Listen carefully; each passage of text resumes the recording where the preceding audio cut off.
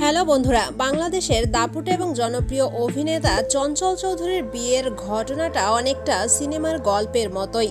ভাইয়ের কলেজের ছাত্রীর সাথে প্রেম হয় চঞ্চল চৌধুরীর। মূলত প্রেমের প্রস্তাবটা দিয়েছিল চঞ্চল চৌধুরী ভাইয়ের কলেজের ছাত্রী শান্তা চৌধুরী নিজেই, কিন্তু তখনও চঞ্চল চৌধুরী জানতো না যে এই শান্তা চৌধুরী তার ভাইয়ের কলেজের ছাত্রী। দীর্ঘ কয়েক বছর সম্পর্কের পর চঞ্চল চৌধুরী জানতে পারে শান্তা চৌধুরীর আসল পরিচয়।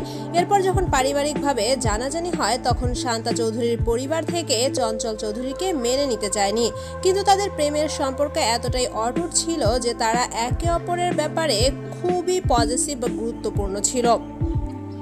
আর এক পর্যায়ে দুই পরিবারই এই সম্পর্কটা মেনে নিতে বাধ্য হয়। 2007 সালের 7ই আগস্ট প্রথম রেজিস্ট্রি ম্যারেজ করেন চঞ্চল চৌধুরী এবং শান্তা চৌধুরী।